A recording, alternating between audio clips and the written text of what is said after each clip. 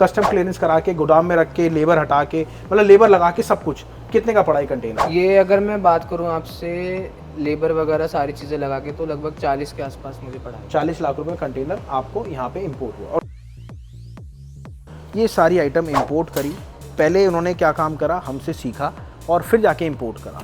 आप देख सकते हैं ये क्या आइटम है, ये सारी मोटर स्क्रैप है और छोटी मोटर बड़ी मोटर टोटल सारी। सप्लायर बड़ी मुश्किल से मिला है मुझे। सप्लायर बड़ी मुश्किल, सबसे बड़ी बात है मुश्किल जरूर मिला है पर जेन्युइन मिला है। ये बिल्कुल बहुत जेन्युइन मिला है, ये चीज़ बिल्कुल ठीक है। ठीक है। पर आपको पता है इसके अंदर हो सकता है कई आइटम कई मोटर सही भी निकल जाती है। नहीं, मुझे इस बारे में जानकारी नहीं है। नहीं जानकारी, आपको ये था कि आपने सारा स्क्रैप है तो स्क्रैप ही होगा। सर डॉक्यूमेंट्स तो आपने बता दिए, बट उसके अलावा और क्या क्या परेशानी देखी करी थी आपने? सबसे मेन तो यही था कि सप्लायर मिलना सबसे ज़्यादा मुश्किल था इस काम में। अच्छा दूसरी चीज़, दोस्तों, मैं खड़ा हूँ मेंबर के गोदाम में जिन्होंने हमसे सीख के खुद का इंपोर्ट चालू करा और उनका नाम है हर्षित जी। ग्रेटर नोएडा में उनकी फैक्ट्री है। उन्होंने ये सारी आइटम मैं आपको दिखाता हूँ, ये सारी आइटम इंपोर्ट करी। पहले उन्होंने क्या काम करा, हमसे सीखा और फिर जाके इंपोर्ट करा। आप देख सकते हैं ये क्या आइटम है, ये सारी मोटर स्क्रैप है और छोटी मोटर बड़ी मोटर टोटल सारी। और हर्षित जी आ चुके हैं। सर कैसे हैं हर्षित जी? हर्षित जी आ चुके हैं और ये पूरी डिटेल बताएंगे कि एक्चुअल में इन्होंने जो इंपोर्ट करा है वो करा कैसे है, और फिर मैं इनको डिटेल बताऊंगा कि इसमें क्या क्या निकलेगा, कितनी परसेंटेज निकलेगी। ये पूरा खुल के आज हम ब्यौरा आपके सामने रखेंगे। और मैं 90% आपको एक चीज बताना चाहता हूं, अगर आप खुद का इंपोर्ट एक्सपोर्ट बिजनेस स्टार्ट करना चाहते हो तो एक सबसे बड़ा आपको क्या चाहिए, मोटिवेशन। I am right? बिल्कुल। अच्छा, ये कंटेनर जो आपने इंपोर्ट करा है, ये इसका ओरिजिन कहाँ का है? ये यूएसए से मंगवाया मैंने। यूएसए से मंगवाया। सप्लायर बड़ी मुश्किल से मिला है मुझे। सप्लायर बड़ी मुश्किल, सबसे बड़ी बात है मुश्किल जरूर मिला है पर जेन्युइन मिला है। ये बिल्कुल बहुत बड़ी जेन्युइन बात है। मिला है, ये चीज़ बिल्कुल ठीक है। ठीक है। अब और काफ़ी सारे उससे मैंने क्वेश्चंस भी करे थे, हर चीज़ का उसने मुझे आंसर भी दिया। बहुत बढ़िया। और कॉपर परसेंटेज भी उसने मुझे इवन थोड़ा आइडिया दिया था कि इतना निकल कितना जाएगा। आइडिया दिया था उसने? उसने तो मुझे लगभग 10% के आसपास दिया था। उसी के बेसिस पे मैंने सारी कैलकुलेशन वगैरह करी है ठीक है। और उसी के बेसिस पे मैंने उसे रेट दिया था। रेट दिए थे। पर आपको पता है इसके अंदर हो सकता है कई आइटम कई मोटर सही भी निकल जाती है। नहीं, मुझे इस बारे में जानकारी नहीं है। नहीं जानकारी, आपको ये था कि आपने सारा स्क्रैप है तो स्क्रैप ही होगा। हाँ बिल्कुल।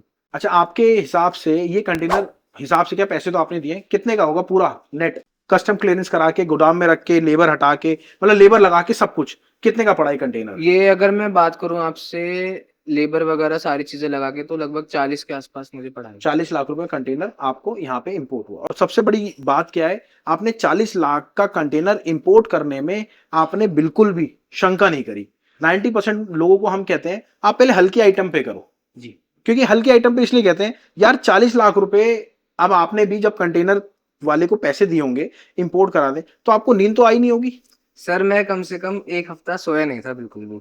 तो इसलिए हम कहते हैं कि और पहले आप, दिमाग में बहुत सारे सवाल थे मेरे अंदर जैसे कि क्या क्या? कि माल मेरे पास सही आएगा नहीं आएगा। दूसरी चीज सप्लायर बेसिक मुझे मिला तो ठीक है, लेकिन फिर भी अगर कुछ इधर उधर हो गया, मेरे पास माल नहीं आया, क्या होगा? या कस्टम क्लियरिंग में दिक्कत हो गई, क्या होगा? काफी सारे सवाल थे। उसके बाद फिर रिकवरी जितनी उसने बताई उतनी निकलेगी नहीं निकलेगी, या ऊपर से फोटोज देख के मंगवाया मैंने तो अंदर जो माल है वो सब सही निकलेगा नहीं निकलेगा, या बिल्कुल कबाड़ी होगा। अब इसमें क्या क्या डॉक्यूमेंट्स लगे थे आपके, ये और बताएं। इसमें बेसिकली अगर मैं आपसे शुरू से बात करूं तो फिर मुझे एक इम्पोर्ट एक्सपोर्ट के लिए सर्टिफिकेट चाहिए था। सबसे पहले जीएसटी नंबर से स्टार्ट करते हैं। हाँ, सबसे पहले तो आपकी एक फर्म होनी चाहिए जीएसटी रजिस्टर्ड, ठीक है। और आपके पास एक जगह होनी चाहिए जहाँ पे आप करेंगे इस काम को, और थोड़े बहुत पॉल्यूशन के कंसेंट वगैरह लेने पड़ते हैं आपको, सीटी सीटीओ वगैरह, और एक इम्पोर्ट के लिए आपको लाइसेंस चाहिए होता है। ठीक है, बन गया था इजीली? हाँ इजिली, वो सब इजी। लोगों का मिथ होता है कि यार लाइसेंस नहीं बनता, कोई इशू आता है, तो वो इजीली बन गया था। वो इजिली बन गया था, उसमें कुछ इशू नहीं। उसमें कोई इशू नहीं। सर डॉक्यूमेंट्स तो आपने बता दिए, बट उसके अलावा और क्या क्या परेशानी देखी करी थी आपने? सबसे मेन तो यही था कि सप्लायर मिलना सबसे ज्यादा मुश्किल था इस काम में। अच्छा। दूसरी चीज, जो आप उसे रेट दोगे, ये अब स्क्रैप इंडस्ट्री सारी आपकी बिडिंग पे चलती है। बिडिंग पे चलती है, बिल्कुल सही बात है। आपके सामने कबाड़ है, आपको उसके रेट लगाने हैं, क्या है क्या बिल्कुल नहीं। सही बात है। और सामने वाला आपको कुछ भी दे सकता है, चाहे वो आपको बिल्कुल कूड़ा दे, चाहे कुछ भी, वो सब चीजें आपके हाथ में ही है। आपने कैलकुलेशन कैसे लगाई थी? मैं दोबारा से वही रिपीट कर रहा हूँ।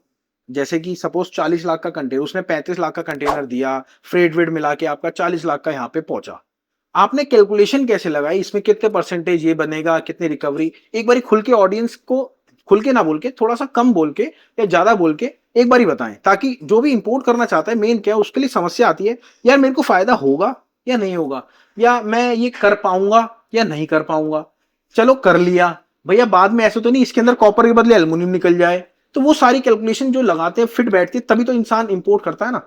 देखिए सर, इसके लिए मैं आपको बताऊं, मैंने इसकी पूरी एक रिकवरी शीट बनाई थी कि मेरा मिनिमम और मैक्सिमम कितनी रिकवरी हो सकती है। ठीक है। और मिनिमम लेके ही मैं चला था कि इतनी मेरी होगी, और मेरा ये कंटेनर अगर एट पार भी बिक जाएगा तो मुझे इस कंटेनर से काफी ज्यादा नॉलेज हो जाएगी कि एक्चुअल मेटल आ किस तरीके का रहा है, उसमें क्या क्या माल निकल रहा है, कॉपर कितना निकल रहा है, एल्यूमिनियम कितना निकल रहा है, सीआई कितना निकल रहा है, और बाकी सारी चीजें। अच्छा। उसी के बेसिस पे मैंने सारी कैलकुलेशन करी है। इसके अलावा जो मेरा पोर्ट से लेकर यहाँ तक आने का खर्चा है, सेग्रीगेशन में से करवाऊंगा तो फिर उसमें कितना खर्चा आ सकता है, वो सब मैंने जोड़ के उस हिसाब से मैंने सारी चीजें कैलकुलेट करके अपना प्रॉफिट थोड़ा बहुत रख के मैंने उसे रेट दिए हैं। ठीक है। 90% लोग ये सोचते हैं यार क्या ये सही है बंदे, ये काम करना भी जानते हैं, क्या कहना नहीं, चाहोगे उनको? मैं अगर राहुल भैया की बात करूं तो बहुत जेन्यून है, और काफी हेल्प भी करी उन्होंने मेरी। और इवन उन्होंने तो पहले मुझसे बोला था कि लोकल ही आप मंगवाए, लेकिन मुझे जिद थी कि मुझे इम्पोर्ट ही इंपोर्ट करना है। करना है। जिद के आगे तो भैया दुनिया झुक जाती है, जिद तो बहुत बड़ी चीज है। हाँ, अब चाहे इवन मेरे बड़ों ने भी मुझसे बोला था अगर 10-20 लाख का भी नुकसान हो रहा है तो कर ले काम। और दोस्तों, आप भी अगर चाहते हैं अपना खुद का इंपोर्ट करना, तो आप दिए गए नंबर पे कॉल कर सकते हैं। डॉक्टर शुगुप्ता किंकर सर हैं, जिनके पास एक्सपीरियंस है 50 साल का।